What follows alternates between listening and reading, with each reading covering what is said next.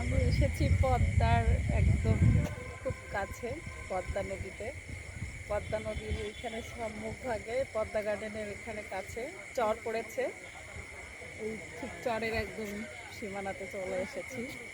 চাঁদনি রাত, অসম্ভব রকমের সুন্দর একটা দৃশ্য, ঝলমলে চাঁদ।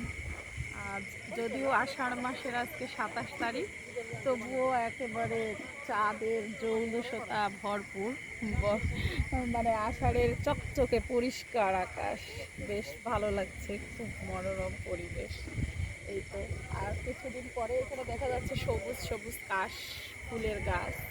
এই কাশ ফুলগুলানে আর কয়েকদিন পরেই শুরু হবে শরৎ।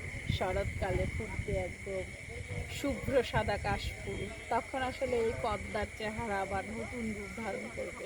তখন এর সৌন্দর্য একরকম, আর এই বর্ষাকালে আবার সৌন্দর্য আবার আরেক রকমের, সবুজে একেবারে ভরা।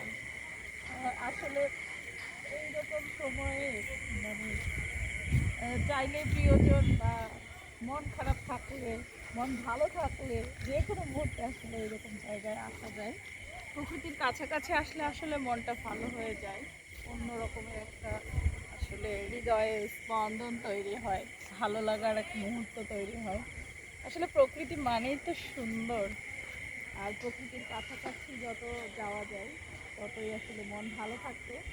আসলে আমাদের এই কাঠখোট্টার জীবন বলা যেতে পারে যে মানে এই কাঠ মানে কৃত্রিম জীবন, কর্মব্যস্ততার জীবনে আমরা এই প্রকৃতির কাছাকাছি আসতে সময়ই করতে পারি না। তবে যাদের সময় থাকবে তারা এই প্রকৃতির কাছাকাছি আসলে ভালো লাগবে আশা করি।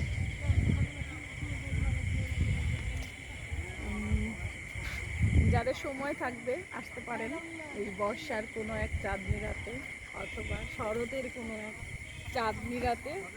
আর হোক অমাবস্যা, তবু প্রকৃতির কাছে আসেন, ভালো লাগবে।